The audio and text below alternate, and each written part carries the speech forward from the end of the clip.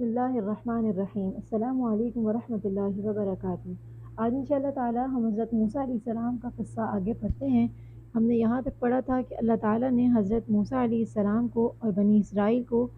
فرعون کے ظلم و ستم سے نجات دی اور فرعون کو غرق کر دیا، جس کا ذکر اللہ تعالیٰ سورۃ الاعراف کے اندر اور سورۃ الطٰہٰ میں بھی فرماتے ہیں۔ سورۃ الاعراف آیت نمبر 136 میں اللہ تعالیٰ فرماتے ہیں، پھر ہم نے ان سے یعنی فرعون سے بدلہ لیا، یعنی ان کو دریا میں غرق کر دیا، اس سبب سے کہ وہ ہماری آیتوں کو جھٹلاتے تھے اور ان سے بالکل ہی بے توجہی کرتے تھے۔ اور ہم نے ان لوگوں کو جو کہ بالکل کمزور شمار کیے جاتے تھے یعنی بنی اسرائیل، ان کو اس سرزمین کے طرف پچھم کا مالک بنا دیا جس میں ہم نے برکت رکھی ہے، اور آپ کے رب کا نیک وعدہ بنی اسرائیل کے حق میں ان کے صبر کی وجہ سے پورا ہو گیا۔ ہم نے فرعون کے اور اس کے قوم کے ساختہ برداختہ کارخانوں کو اور جو کچھ وہ اونچی اونچی عمارتیں بناتے تھے سب کو دھرم بھرم کر دیا، اور بنی اسرائیل کو ہم نے دریا سے پار کر دیا۔ کہتے ہیں کہ جب موت کا وقت آیا تو فرعون نے کہا کہ میں موسیٰ کے رب پر ایمان لاتا ہوں۔ اللہ تعالیٰ نے اس وقت اس کا ایمان قبول نہیں کیا، اس لیے کہ جب موت کے مرحلے شروع ہو جاتے ہیں تو توبہ قبول نہیں ہوتی۔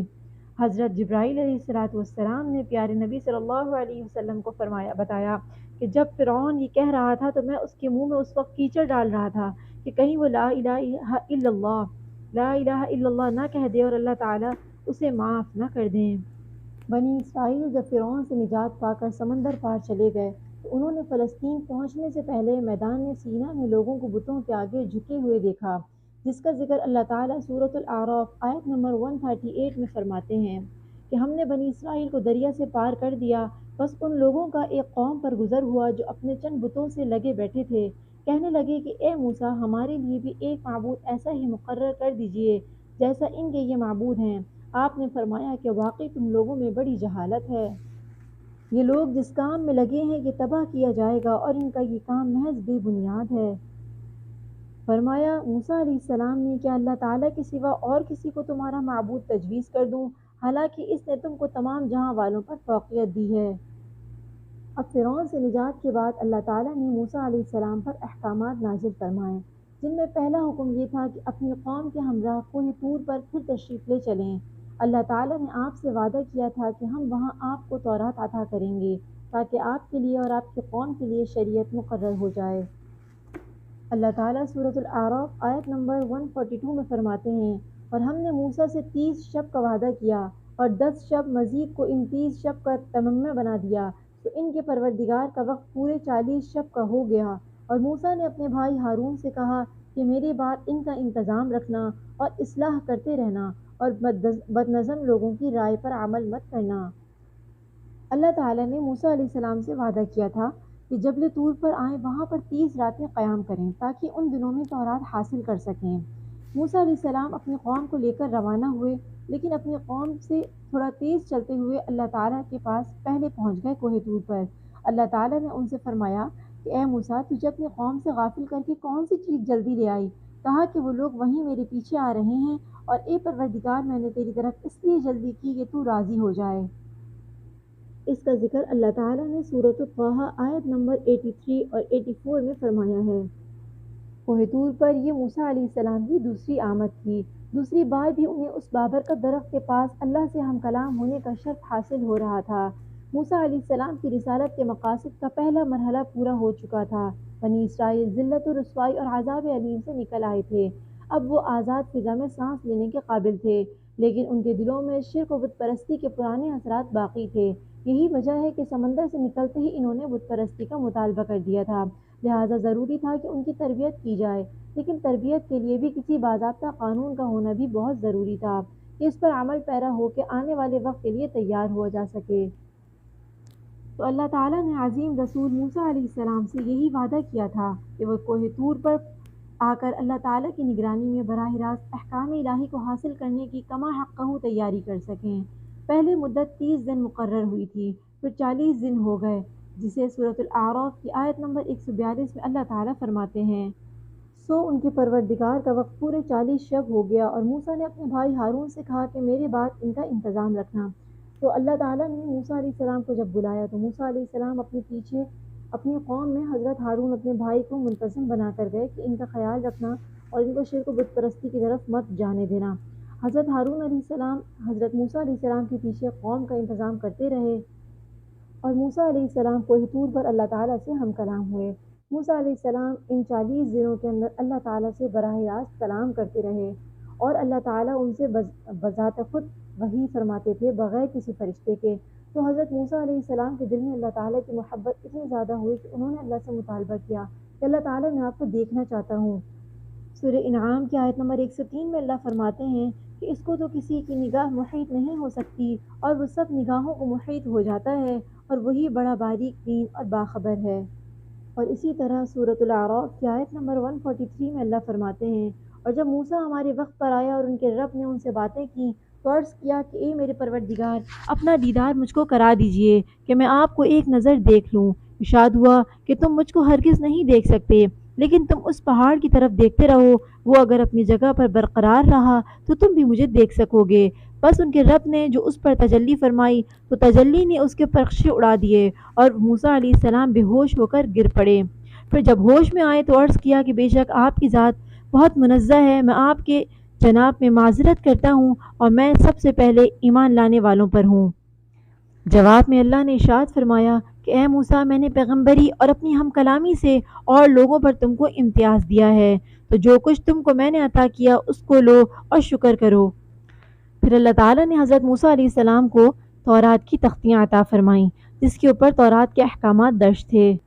جس کا ذکر سورہ اعراف میں اللہ فرماتے ہیں اور ہم نے چند تختیوں پر ہر قسم کی نصیحت اور ہر چیز کی تفصیل ان کو لکھ کر دی۔ ادھر ہارون علیہ السلام قوم کا انتظام سنبھال رہے تھے تو انہوں نے قوم سے کہا کہ اے بنی اسرائیل، مصر کے لوگوں کی کچھ امانتیں بھی تمہارے پاس باقی ہیں جو ان کو ہمیں واپس کرنا ضروری تھا، اب ان کو ہم واپس نہیں کر سکتے۔ ایسا کرو ان تمام جواہرات اور تمام سونے کو ایک گڑھے میں ڈال دو اور اس کو آگ لگا دو۔ جب انہوں نے وہاں پر تمام چیزیں جمع کر دیں تو ان کی قوم میں ایک آدمی تھا جس کا نام تھا سامری۔ اس نے حضرت موسیٰ علیہ السلام کے پاس جب فرشتہ آتا تھا تو حضرت جبرائیل علیہ السلام کے گھوڑے کے نیچے زمین کی جو مٹی تھی اس کو جمع کر لیا تھا۔ حضرت ہارون علیہ السلام نے اس سے کہا کہ تم اس مٹی کو پھینک دو، تو اس نے کہا کہ میں اس شرط پر پھینکوں گا کہ آپ دعا کریں کہ اس سے وہ بن جائے جو میں چاہتا ہوں۔ حضرت ہارون علیہ السلام نے یہ دعا کی تو ان تمام سونے وغیرہ سے ایک بچڑے کی شکل کا جانور بن گیا جو اندر سے کھوکھلا تھا اور اس طرح تھا کہ جب اس کے اندر ہوا داخل ہوتی تھی اور منہ سے نکلتی تھی تو اس سے ایک آواز سی پیدا ہوتی تھی، جس کا ذکر اللہ تعالیٰ سورۃ الطٰہٰ آیت نمبر 88 میں فرماتے ہیں۔ انہوں نے جواب دیا کہ ہم نے اپنے اختیار سے آپ کے ساتھ وعدے کا خلاف نہیں کیا بلکہ ہم پر جو زیورات قوم کے لاد دیے گئے تھے انہیں ہم نے ڈال دیا اور اسی طرح سامری نے بھی ڈال دیے۔ پھر اس نے ان لوگوں کے لیے ایک بچڑا نکال کھڑا کیا یعنی بچڑے کا بت جس کی گائے کسی آواز بھی تھی، پھر کہنے لگے کہ یہی تمہارا بھی معبود ہے۔ اور سامری لوگوں سے کہنے لگا کہ یہ موسیٰ کا بھی معبود ہے لیکن موسیٰ بھول گیا ہے۔ کیا یہ گمراہ لوگ یہ بھی نہیں دیکھتے کہ وہ تو ان کی بات کا جواب بھی نہیں دے سکتا اور نہ ان کے کسی برے بھلے کا اختیار رکھتا ہے۔ ہارون علیہ السلام ان کو بہت سمجھاتے رہے۔ قرآن میں اللہ نے اس کا ذکر فرمایا سورۃ طٰہٰ میں کہ حضرت ہارون علیہ السلام نے ان سے پہلے ہی ان سے کہہ دیا تھا کہ اے میری قوم والوں، اس بچڑے سے صرف تمہاری آزمائش کی گئی ہے، ہمارا حقیقی پروردگار تو اللہ رحمان ہی ہے، بس تم سب میری تابعداری کرو اور میری بات مانتے چلے جاؤ۔ بنی اسرائیل نے جواب میں کہا کہ موسیٰ کی واپسی تک تو ہم اسی کے مجاور بنے بیٹھے رہیں گے۔ ادھر موسیٰ علیہ السلام جب 40 دن مقرر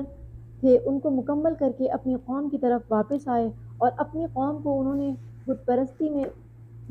پایا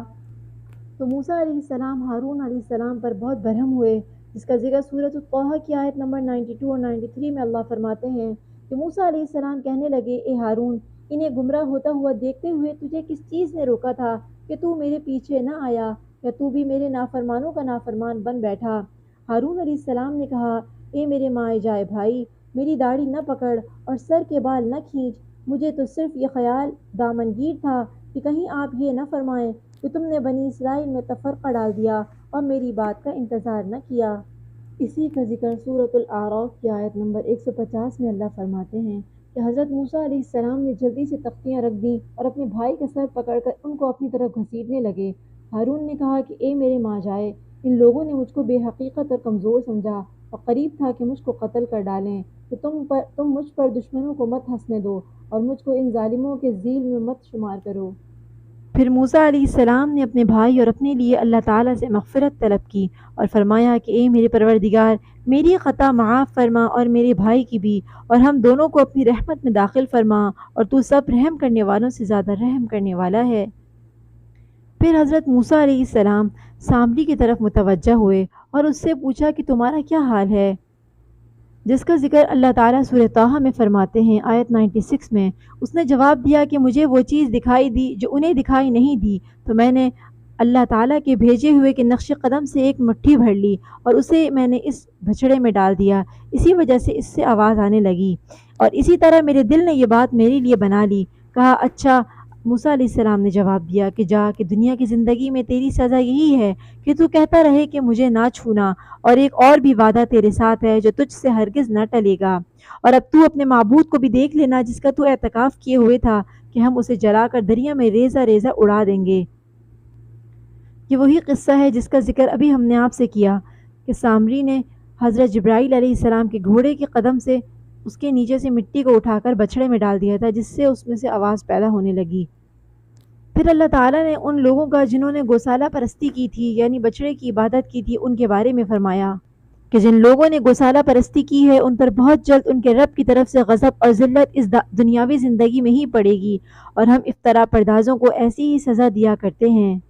اور اللہ تعالیٰ نے جن لوگوں نے بچڑے کی پرستش کی تھی ان کے لیے یہ سزا تجویز کی کہ وہ آپس میں ایک دوسرے کو قتل کریں، جس کا ذکر سورۃ البقرہ میں آیت نمبر 54 میں اللہ فرماتے ہیں۔ اور موسیٰ علیہ السلام نے اپنی قوم سے کہا کہ اے میری قوم، بچڑے کو معبود بنا کر تم نے اپنی جانوں پر ظلم کیا، اب تم اپنے پیدا کرنے والے کی طرف رجوع کرو اور اپنے کو آپس میں قتل کرو، تمہاری بہتری اللہ کے نزدیک اسی میں ہے، تو اس نے تمہاری توبہ قبول کی، وہ توبہ قبول کرنے والا اور رحم کرنے والا ہے۔